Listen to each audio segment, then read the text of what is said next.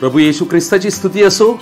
माझ्या प्रिय भाव बहिणींनो, आज आपण इस्रायल हे अंजिराचे झाड याविषयी पवित्र शास्त्रात प्रभू येशू ख्रिस्ताने काय म्हटलेले आहे या विषयाकडे आज आम्ही आमचं लक्ष केंद्रित करणार आहोत। तुम्ही आणि आम्ही आज अशा एका समयामध्ये येऊन पोहोचलेलो आहोत ज्या समयामध्ये अंत फार जवळ येत चाललेला आहे आणि या अंत समयाविषयी प्रभू येशू ख्रिस्ताने काय भविष्यवाणी केली होती आणि हा अंत समय कसा हे आम्हाला ओळखण्यासाठी इस्रायल राष्ट्राविषयी देवाची काय भविष्यवाणी आहे त्यावर आज आम्ही अभ्यास करणार आहोत।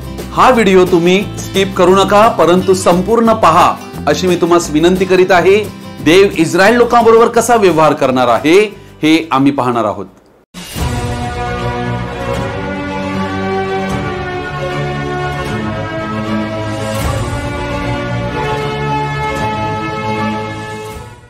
या ठिकाणी आम्ही सुरुवात करीत आहोत मत्तेकृ वर्तमान याचा 21 अध्याय आणि याचा 18 ते 21 मी आपणा पुढे वाचत आहे।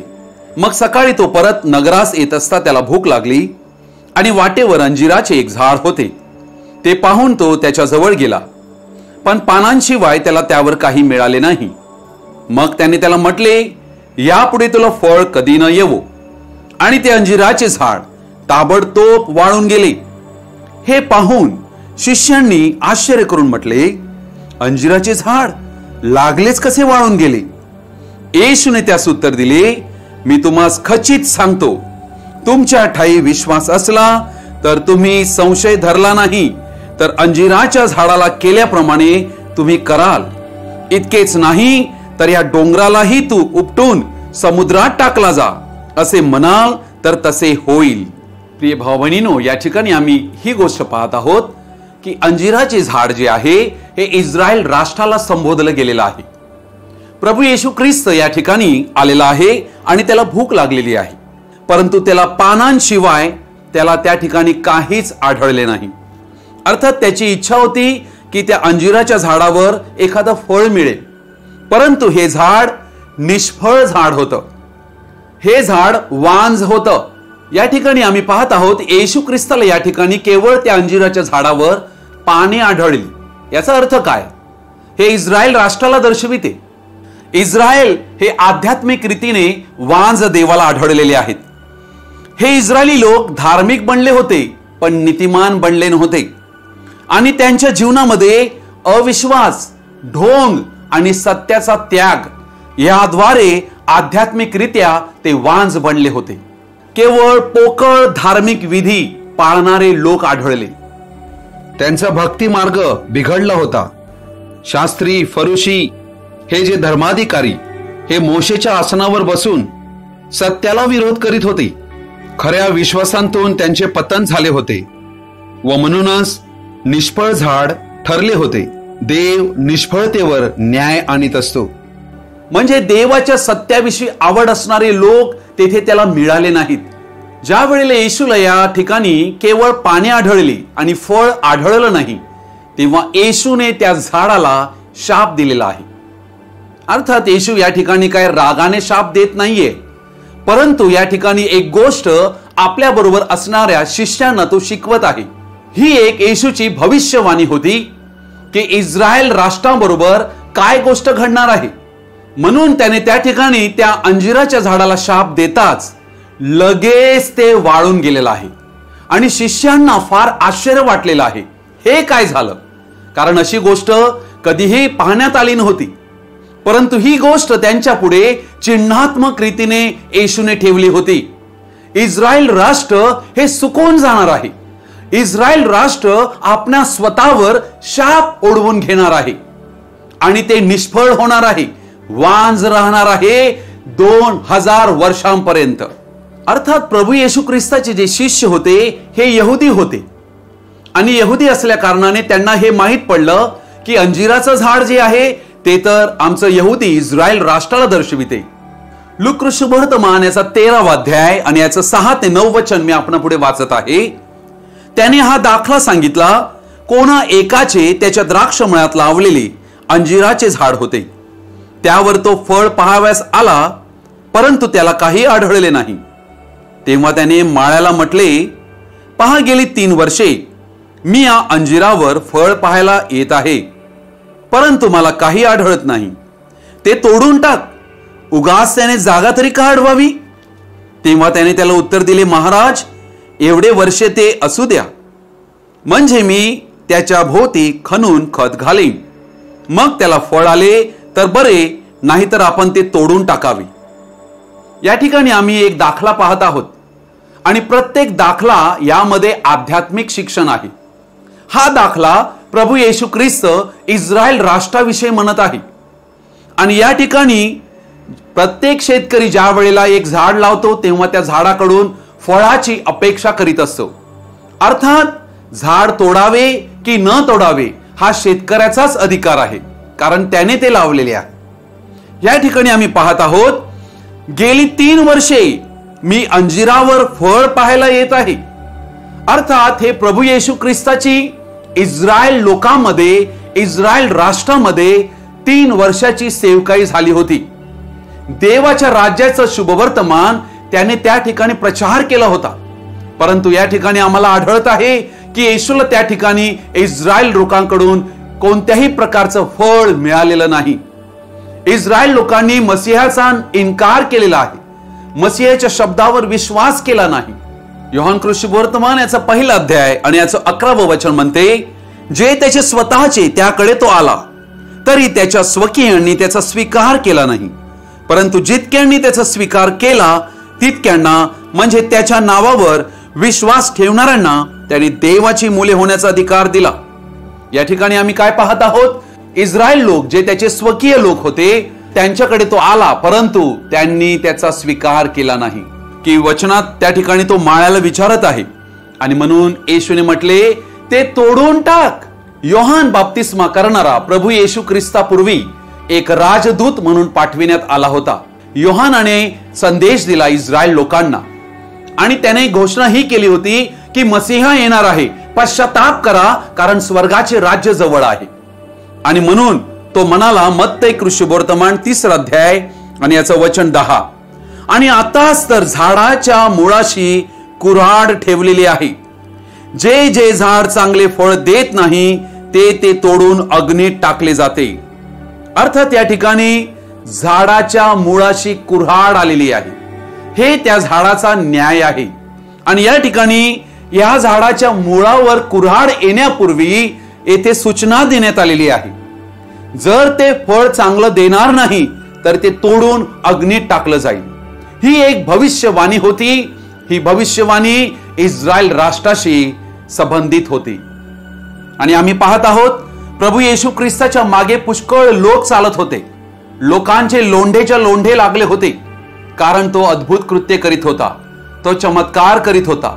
लोकांना त्याने जेवायला भाकरी दिल्या होत्या आणि अशा प्रकारच्या चमत्कारामुळेच लोक त्याच्या मागे लागले होते. परंतु एक अशी वेळ आली की ज्या वेळेला प्रभू येशू ख्रिस्ताने सत्याचा खोल प्रचार म्हणजे शिकवणूक देण्यास ज्या वेळेला सुरुवात केली, त्यावेळेला पुष्कळ लोक निघून गेले. स्वतः प्रभू येशू ख्रिस्ताचे शिष्य देखील येशूला सोडून गेलेले आहेत, ते त्याच्या मागे चाललेले नाहीत. येशू ख्रिस्ताच्या 3 वर्षाच्या सेवकाईचं हे फळ होतं. रोमकरसपत्र याचा 9वा अध्याय 31 आणि 32 वचन मी वाचत आहे. परंतु इस्रायल लोक नीतिमत्वाच्या नियमामागे लागले होते, तरी ते त्या नियमापर्यंत जाऊन पोहोचले नाहीत. का नाहीत? कारण विश्वासाने नव्हे तर कर्मांनी कार्य होईल असे समजून ते त्याच्या मागे लागले. अडवणुकीच्या धोंड्यावर ते ठेचाळले. प्रभू येशू ख्रिस्ताने अजून एक भविष्यवाणी योहान सुवर्तमान याचा 9वा अध्याय आणि याच्या 4थ्या वचनात केलेली आहे. ज्याने मला पाठविले त्याची कामे दिवस आहे तोपर्यंत आपल्याला केली पाहिजेत. रात्र येणार आहे, तिच्यात कोणालाही काम करता येणार नाही. अर्थात प्रभू येशू ख्रिस्ताने यहुदी लोकांसाठी अंधकाराचं युग येणार आहे हे या शब्दामध्ये त्याने कळवलेलं आहे. येशूने इस्रायल लोकांना पाप क्षमा, सार्वकालिक जीवन, नवीन जन्म, परमेश्वराचे राज्य, स्वर्गाचे राज्य या संबंधाने देवाच्या योजना यहुदी लोकांना कळविल्या. परंतु सुवार्तेचा संपूर्ण प्रचार केला गेला नव्हता. आम्हाला दिसते की येशू ख्रिस्ताने नियमशास्त्राच्या अधीन असल्या कारणाने संपूर्ण सुवार्ता ही कळविली नव्हती जेव्हा तो देहावस्थेत होता. ही सुवार्ता पवित्र आत्मा ज्या वेळेला पेंटिकॉस्टच्या दिवशी उतरला त्यावेळेला प्रेषितांना देवाने संपूर्ण शुभवर्तमान हे कळविलं.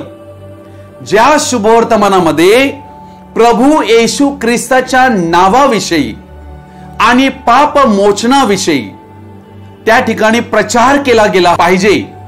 आणि याविषयी आम्ही पाहतो की हा प्रचार जो आहे हा त्या ठिकाणी पेंटिकॉस्टच्या दिवसानंतर सुरू झाला.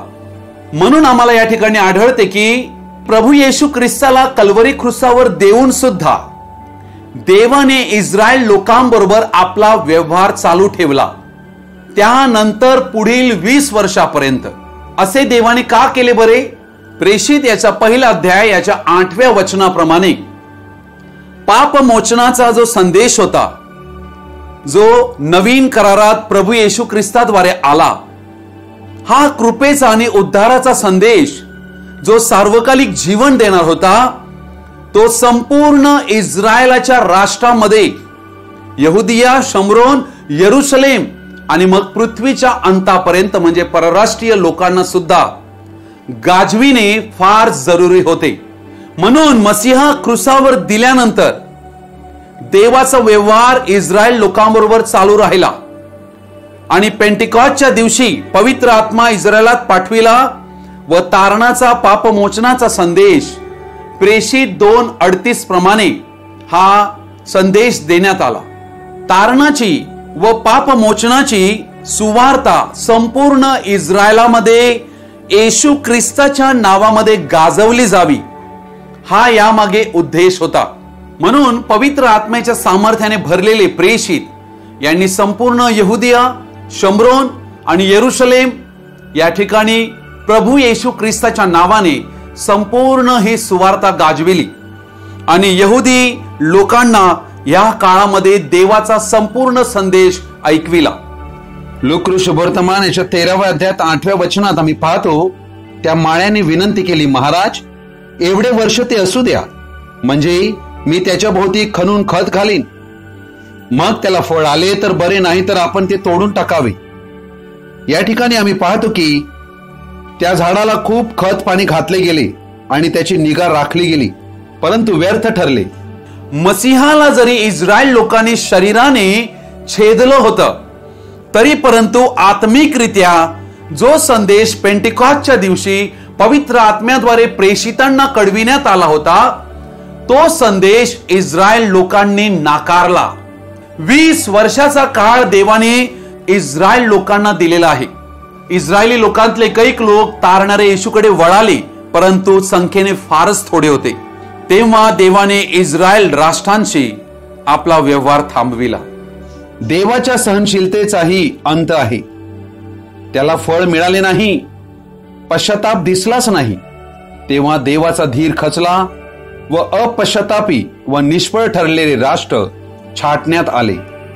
आम्ही आता प्रेषित कृत्याचा 13व्या अध्यायामध्ये येतो आणि या ठिकाणी आम्ही वचन 45 पासून वाचत आहोत.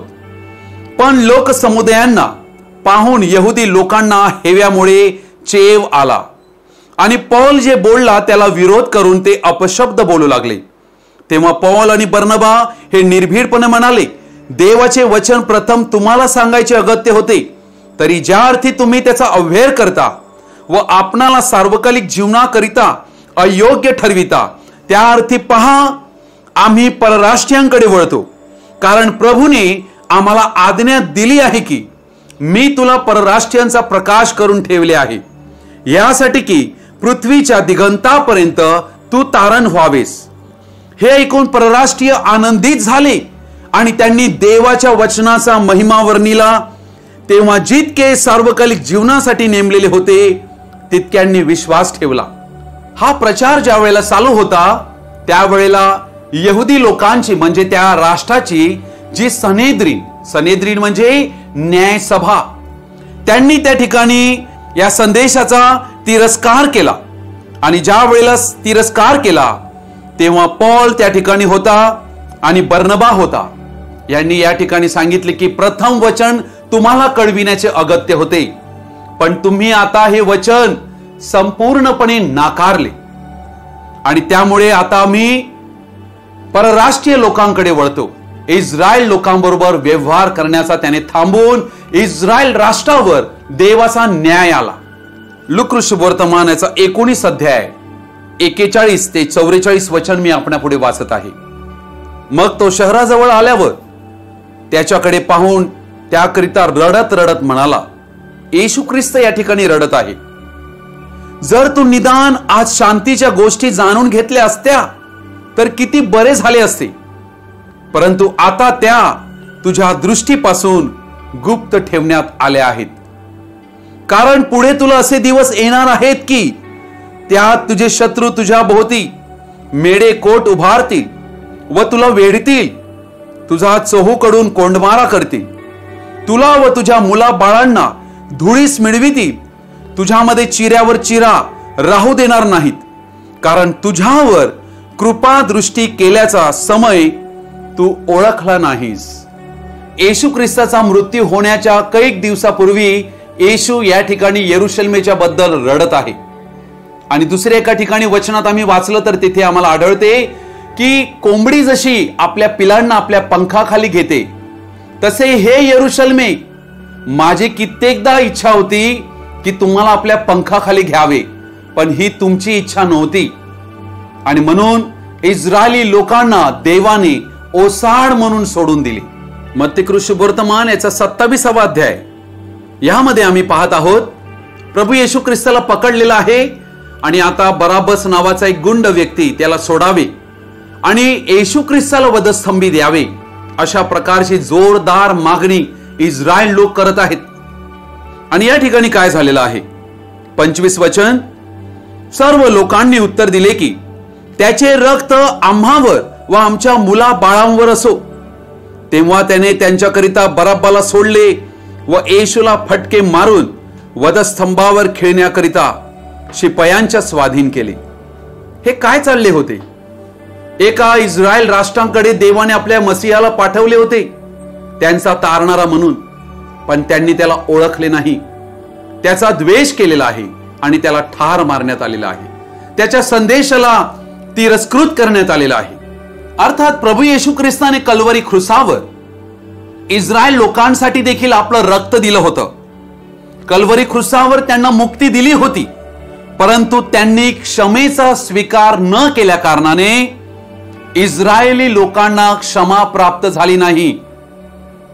इस्रायली लोक त्या पापातच राहिले आणि जसं अंजिराच्या झाडाला जो शाप मिळाला ते इस्रायली लोकांच्या गेल्या 2000 वर्षाच्या काळात अशा प्रकारे पांगापांग झाली की इस्रायल देशांतून इस्रायली लोक वेगवेगळ्या जगातल्या सर्व राष्ट्रांमध्ये पांगले गेले आणि देवाने आपला क्रोधाचा वर्षाव, देवाचा न्याय त्यांच्यावर आणला.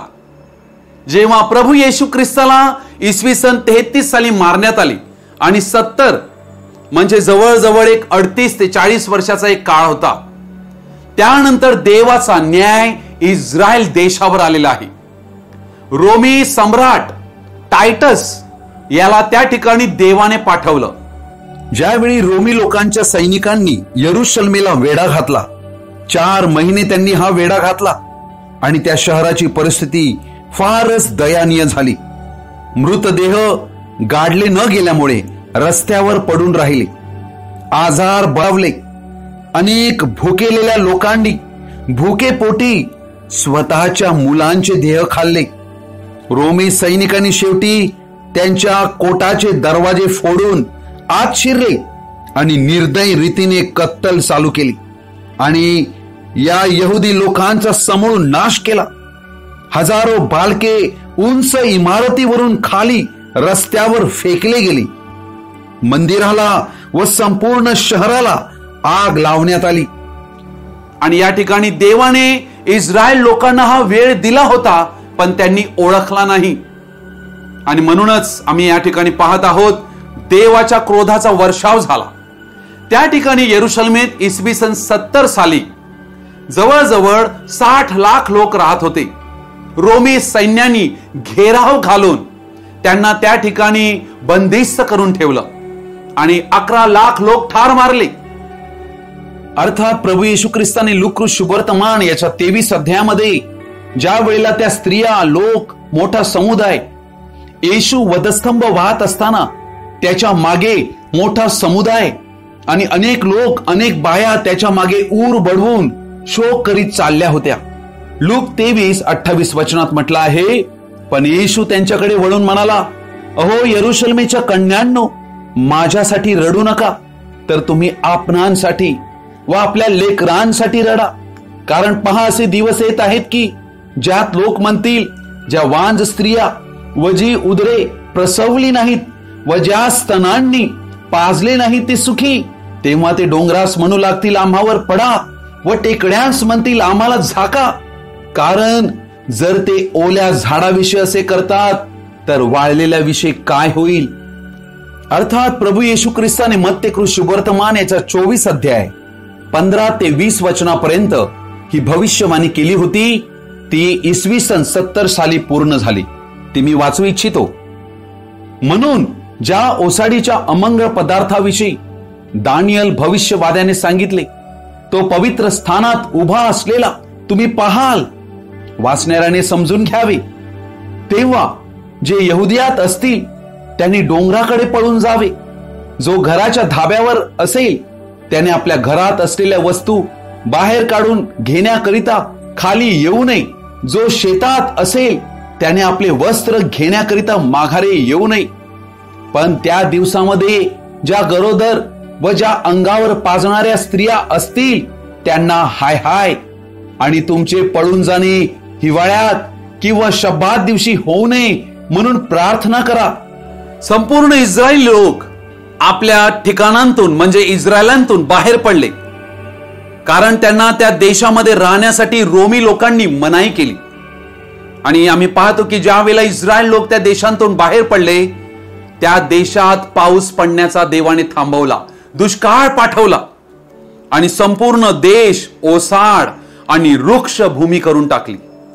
अनुवाद याचं पुस्तक 29 अध्याय 22 वचनापासून मी वाचत आहे.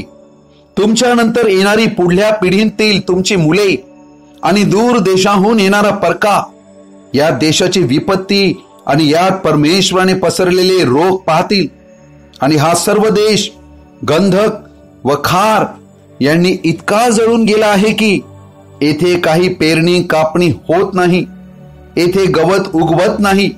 पण परमेश्वराने कोपायमान व क्रोधयुक्त होऊन सदोम, गमोरा, अदमा, सबोईम यांचा विध्वंस केला, तसा याचाही केला आहे हे त्यांना दिसेल. तेव्हा ते किंबहुना सर्व राष्ट्रांतले लोक विचारतील, परमेश्वराने या देशाचे असे का केले असावे?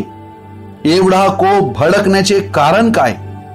तेव्हा लोक म्हणतील की यांच्या पूर्वजांचा देव परमेश्वर याने मिस्र देशांतून यांना काढून आणतेवेळी यांच्याशी जो करार केला होता तो यांनी मोडला. व जे देव त्यांना अपरिचित होते व जे परमेश्वराने त्यांना नेमून दिले नव्हते, अशा अन्य देवांची त्यांनी सेवा केली व त्यांना दंडवत घातले.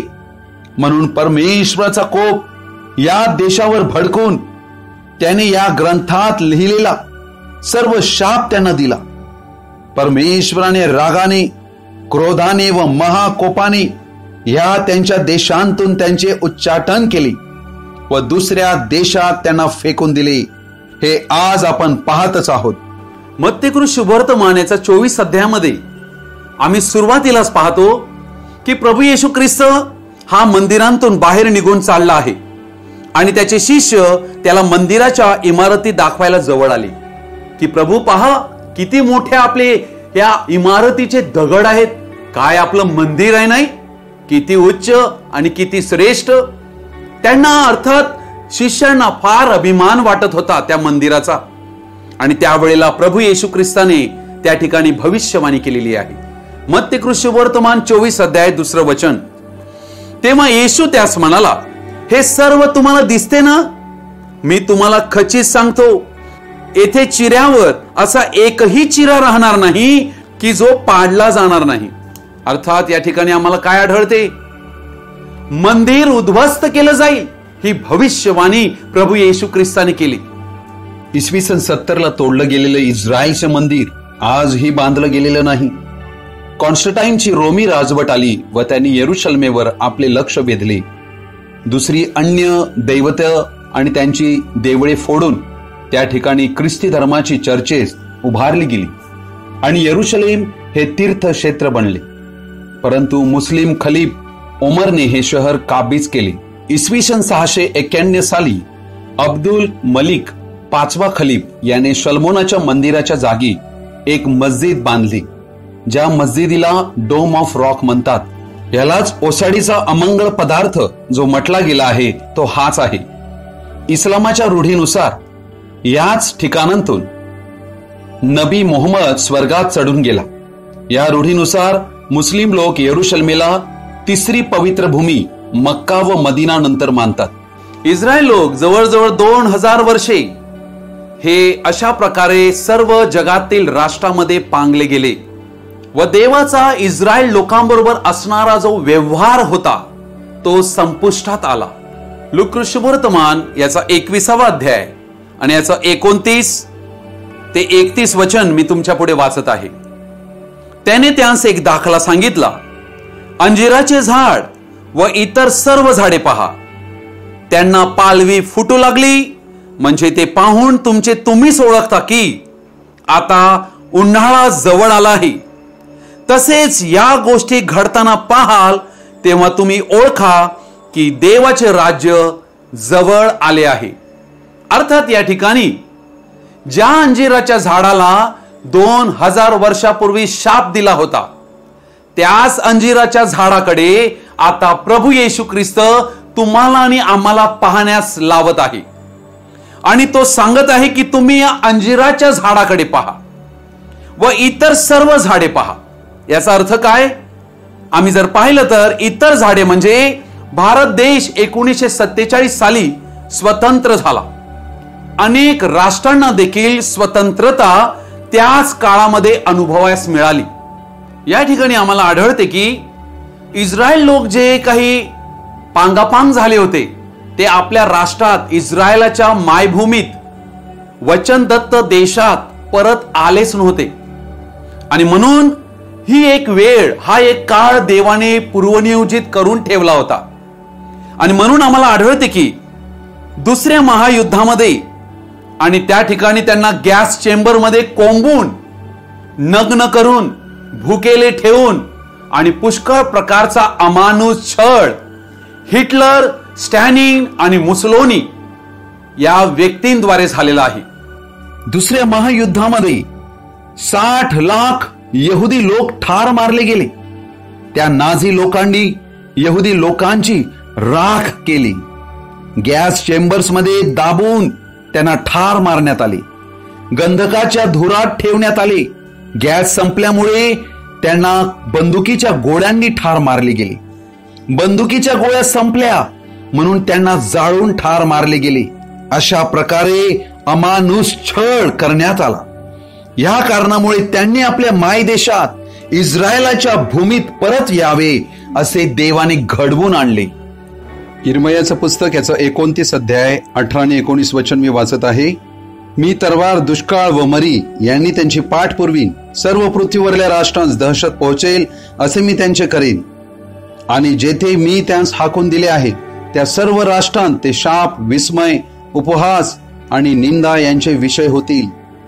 आणि ह्या गोष्टी अर्थात इस्रायल लोकांनी जे येशू विषयी म्हटले होते की याचे रक्त आमच्या आणि आमच्या मुला बाळांवर पडो, ही गोष्ट या ठिकाणी अंजिराच्या झाडाला लागलेला शाप हा या ठिकाणी आम्हाला प्रत्यक्ष आलेला दिसतो.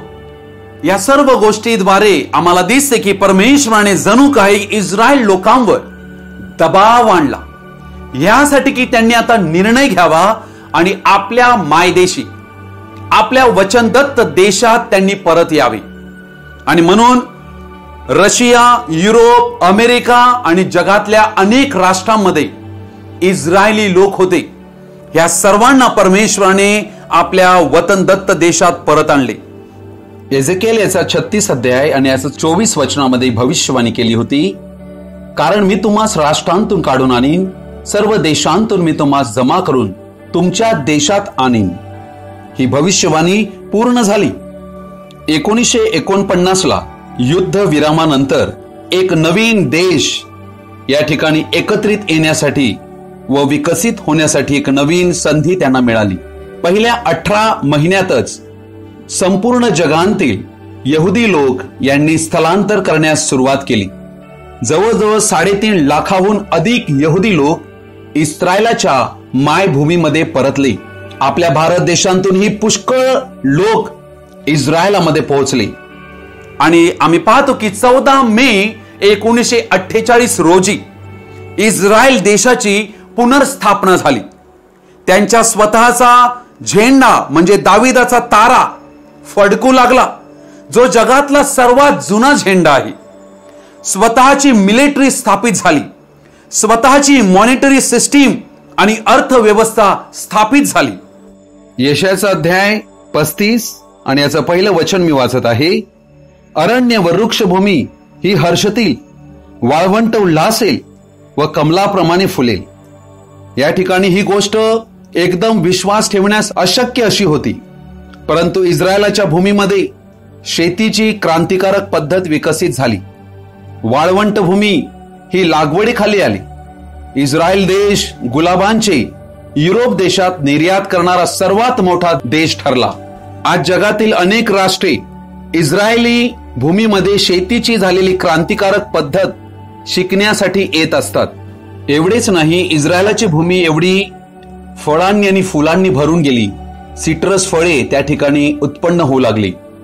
जफा संत्री ज्यांची युरोपमध्ये फार मोठी मागणी आहे, यामुळे इस्रायलातून युरोपमध्ये निर्यात वाढली आणि इतर देशामध्ये ही जफा संत्री खाण्यास लोकांना उपलब्ध होऊ लागली. हा देवाने इस्रायल लोकांना आपल्या मायदेशी परत आल्यामुळे दिलेला आशीर्वाद होता. देवाने आपल्या लोकांचे पुनर्वसन केले. यशाचं पुस्तक 11 अध्याय याचं 11 आणि 12 वचन मी वाचत आहे. त्या समय असे होईल की अशूर, मिसर, पथरोस, कुश, एलाम, शिनार, हमात व समुद्र तीरीचे प्रदेश येथून प्रभू आपल्या लोकांचा अवशेष आपल्या हाताने खरेदी करून दुसऱ्यांदा सोडवी. तो राष्ट्रांसाठी निशाण उभारी व पृथ्वीच्या 4 दिशांकडून इस्रायलातल्या घालवून दिलेल्यांना एकवट करील व यहुदांतल्या परागंदा झालेल्यांस गोळा करील. पृथ्वीच्या 4 कोपऱ्यांतून इस्रायलाच्या देशात हे सर्व विविध राष्ट्रांतून परत येतील. जे 12 वंश सर्व जगातील राष्ट्रांत पांगली गेली होती, ती पुन्हा एकत्र आणली जातील. ही भविष्यवाणी जी यशाने केलेली होती, ही पूर्ण झालेली आहे. आमच्या युगासाठी पाठविलेला देवाचा लाउदिकिया कलिसियासाठी पाठविलेला दूत ब्रदर विल्यम ब्रॅनम यांना परमेश्वराचा एक दूत 7 मे 1946 रोजी त्यांना भेटला.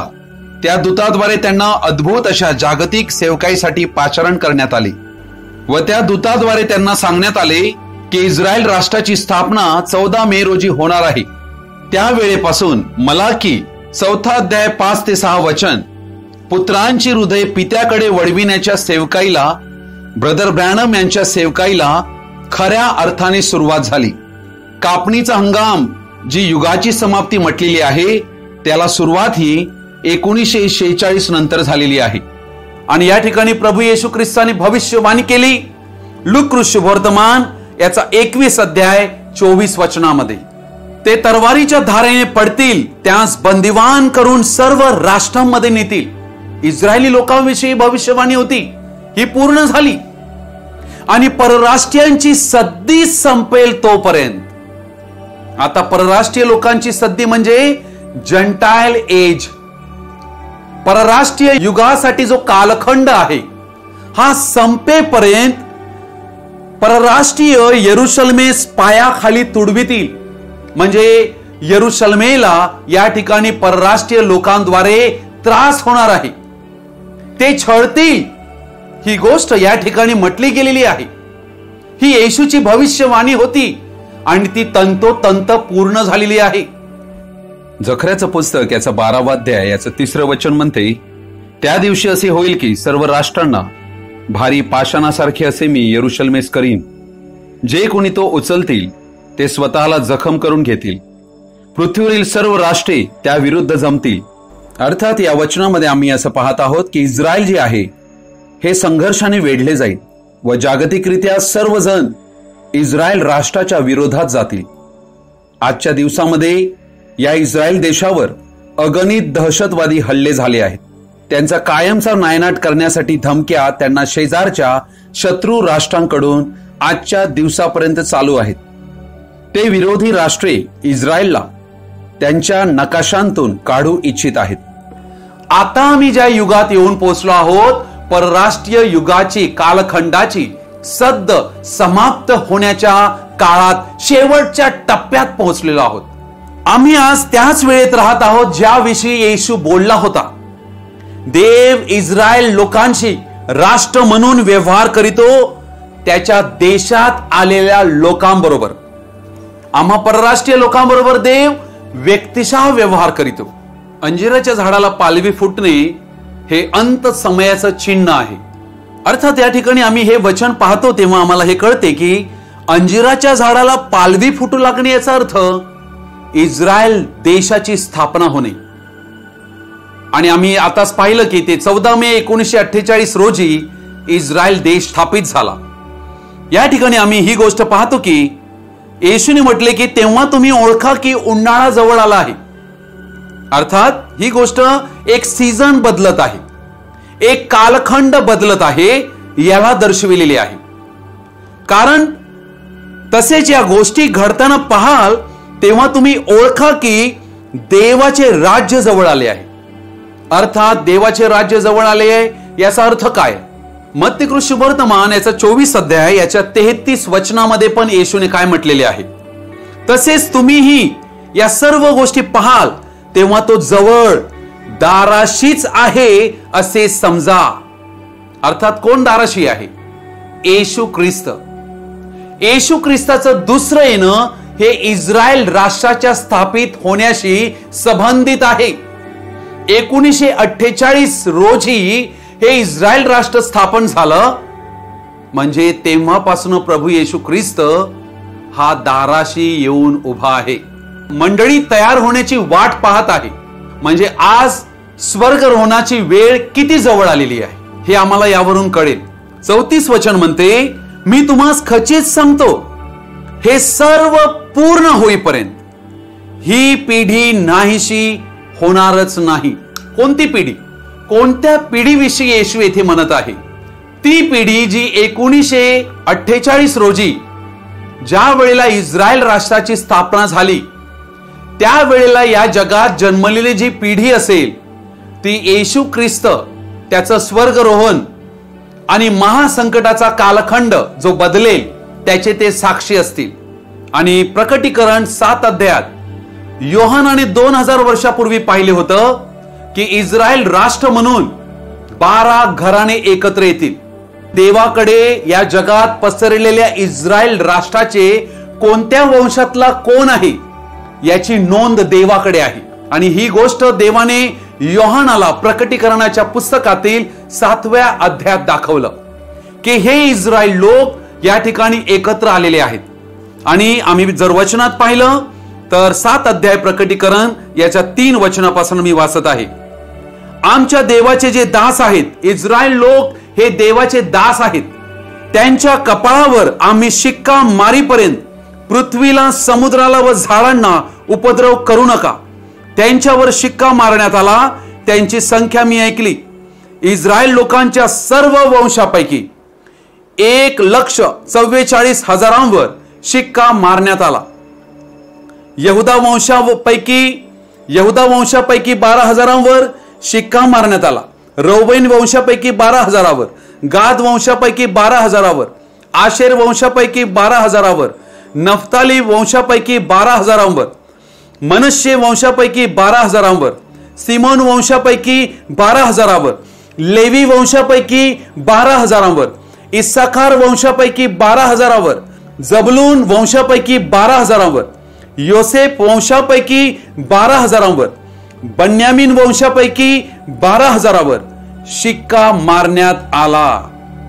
या ठिकाणी आम्ही काय पाहत आहोत? 1,44,000 जे आहेत हे इस्रायलांतील देवाचे निवडलेले लोक आहेत. आज हे लोक त्या राष्ट्रात परत आलेले आहेत. म्हणून देव या ठिकाणी 12,000 अशा एक वंशावर तो शिक्का मारत आहे. असे 12 वंशावर शिक्का मारत आहे. यामध्ये आम्हाला दिसून येते की एफ्राईम व दान हे 2 वंश या ठिकाणी आम्हाला आढळत नाहीत. आज या पृथ्वीवर हा वंश संपूर्णपणे नष्ट करण्यात आलेला आहे. एफ्राईम आणि दान हे दोन्हीही जीवनाच्या पुस्तकांतून खोडण्यात आले आणि म्हणून या ठिकाणी अंत समयामध्ये आम्हाला एफ्राईम आणि दान यांचा वंश इस्रायलमध्ये आलेला आढळत नाही. अनुवाद याचं पुस्तक 29 अध्याय आणि याचं 18 वचनापासून मी वाचत आहे. आज आपला देव परमेश्वर याच्यापासून परावृत्त होऊन त्या राष्ट्रांच्या देवांची सेवा करावयाला आपले मन प्रवृत्त करील असा एखादा पुरुष, स्त्री, कुळ किंवा वंश तुमच्या लोकांत कदाचित असायचा कोण जाणे. विष व कडू दवना येणारे मूळ तुमच्यामध्ये असे. जरी मी आपल्या मनाच्या इच्छेप्रमाणे वागलो तरी माझे कुशलच होईल असे तो आपल्या मनाचे समाधान करून घेईल. पण त्यामुळे सुक्याबरोबर ओलेही जळून जाईल. परमेश्वर त्याला मुळीच क्षमा करणार नाही, पण त्याचा कोप, त्याची ईर्ष्या असल्या मनुष्यावर पेटेल व या ग्रंथात लिहिलेले सर्व शाप त्याला लागतील आणि परमेश्वर भूतलावरून त्याचे नाव खोडून टाकेल. नियमशास्त्राच्या या ग्रंथात जो करार लिहिलेला आहे त्यातल्या सर्व शाप वचनांप्रमाणे परमेश्वर त्याच्या वाईटासाठी त्याला इस्रायलाच्या सर्व वंशांतून वेगळे करील. हे वचन एफ्राईम आणि दान या 2 वंशांसाठी जसे म्हटले गेले होते मोशे संदेष्टाद्वारे ते पूर्ण झाले. प्रकटीकरणाचं पुस्तक याचा 6वा अध्याय हा शिक्क्यांचा अध्याय आहे. या 6व्या अध्यायामध्ये आम्हाला 6 शिक्क्यांचा वृत्तांत आढळतो. आज अनेक सांप्रदायिक मंडळ्या याविषयी प्रचार करीत आहेत आणि त्यांना असं वाटत आहे की महासंकटाच्या काळामध्ये ह्या शिक्क्यांचं उघडणं होणार आहे. परंतु माझ्या प्रिय भाव बहिणीनो, पहिले 4 शिक्के जे आहेत हे परराष्ट्रीय मंडळीशी संबंधित आहेत. हे पहिले 4 शिक्के इतिहास जमा झालेले आहेत. अर्थात 4था शिक्का त्याच काळात आज तुम्ही आणि आम्ही राहत आहोत.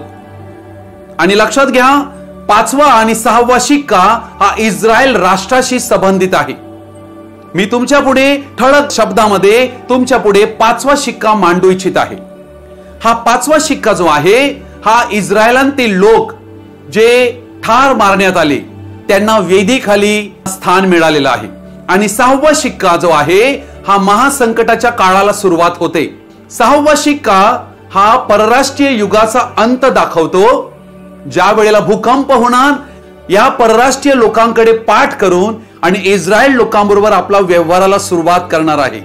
6वा शिक्का हा महासंकटाचा काळ जो 3.5 वर्षाचा आहे त्याविषयी वर्णन केलेला आहे. आणि 5वा शिक्का हा गेल्या 2000 वर्षाच्या काळात परराष्ट्रीय युगामध्ये यहुदी लोकांचा जो छळ करण्यात आला, त्यांच्यावर अत्याचार करण्यात आला आणि त्यांना ठार मारण्यात आले, अशा सर्वांना जरी त्यांनी असे म्हटले होते की याचे रक्त आमच्या मुलाबाळावर पडो, म्हणजे येशूच्या रक्ताचा शाप त्यांनी आपल्या स्वतःवर घेतला होता. अंजिराच्या झाडाला मिळणारा शाप हा येशूने त्या शब्दात दर्शविला होता.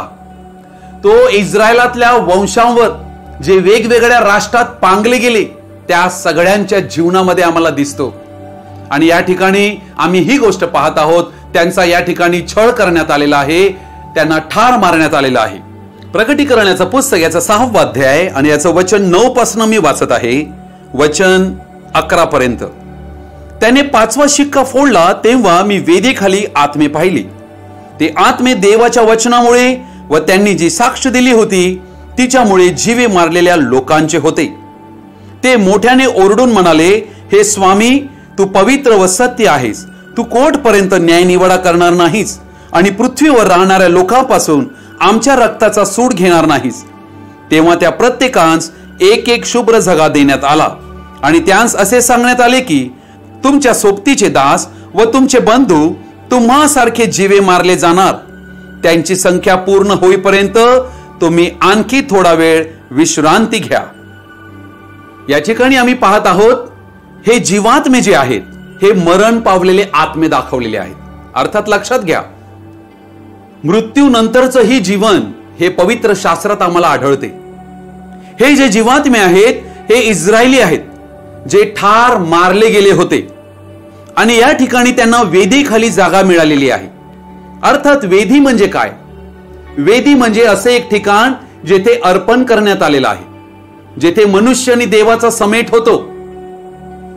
आणि या ठिकाणी आम्ही पाहतो की आजच्या जगात एकच वेदी आहे, कारण एकच अर्पण जे अंतिम अर्पण या जगातील सर्व मनुष्यांसाठी अर्पण करण्यात आलं ते प्रभू येशू ख्रिस्त जो देवाचा कोकरा, त्या वेदीखाली या इस्रायली लोकांना संधी मिळालेली आहे. या इस्रायली लोकांना तारण मिळालेलं आहे. अर्थात ही लोक येशू ख्रिस्तावर विश्वास करणारे नाही आहेत. यांचे पूर्वज माता पिता यांनीच शब्द म्हटले होते की याचे रक्त आमच्या मुलाबाळावर पडो, परंतु त्या प्रभू येशू ख्रिस्ताने एवढी दया केलेली आहे की या लोकांना जरी त्याने त्याचे रक्त शाप म्हणून मागितले होते तरी देवाने या ठिकाणी यहुदी लोकांवर दया करून त्यांना पांढरा शुभ्र झगा दिलेला आहे. अर्थात पांढरा शुभ्र झगा अनंत जीवन त्यांना बहाल करण्यात आलेलं आहे.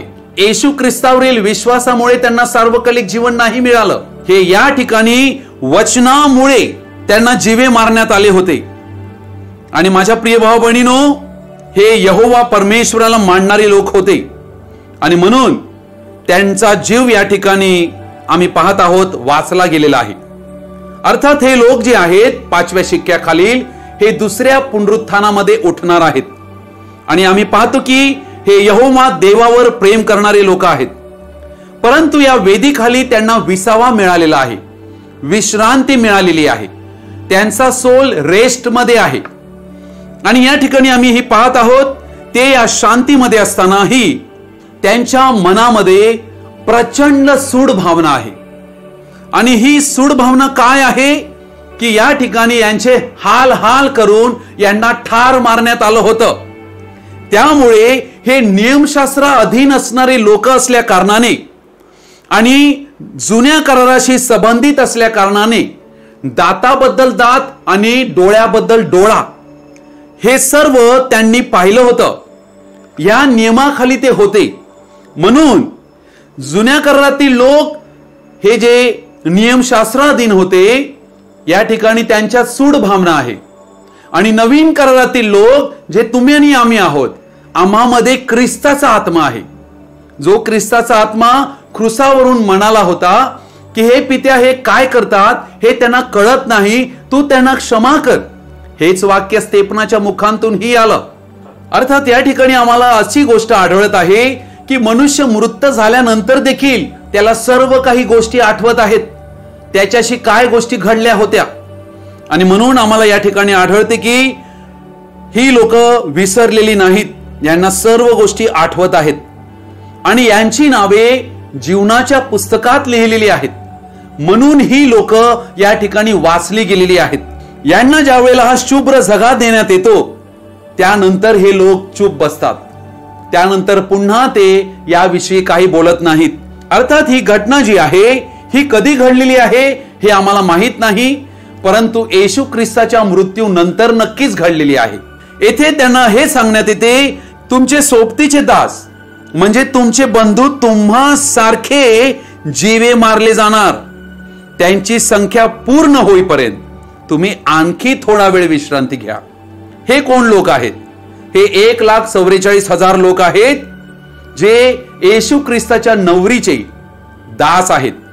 आणि या ठिकाणी आम्ही पाहत आहोत की त्यांना देखील महासंकटाच्या काळामध्ये ख्रिस्त विरोधकाद्वारे ठार मारण्यात येणार आहे आणि त्यांचा शिरच्छेद केला जाणार आहे, असे आम्हाला पवित्र शास्त्रात प्रकटीकरण 20 अध्याय आणि याच्या 4थ्या वचनामध्ये आम्हाला आढळते, ज्यांचा शिरच्छेद करण्यात आला होता. अशी लोक या ठिकाणी आढळतात. परंतु 1,44,000 हे पहिल्या पुनरुत्थानामध्ये येणार आणि हे जे वेदीखालील आत्मे आहेत हे दुसऱ्या पुनरुत्थानामध्ये त्यांना अनंत जीवन बहाल केले जाते. प्रभू येशू ख्रिस्ताला येण्यासाठी 2000 वर्षाचा काळ का लागला? याचं उत्तर अंजिराच्या झाडाशीच संबंधित आहे. आणि म्हणून मला विश्वास आहे की या वचनाद्वारे तुम्ही आशीर्वाद पावलेले आहात. प्रभू येशू ख्रिस्त तुम्हा सर्वांना त्याचा आशीर्वाद देव. आमेन. हालेलुया.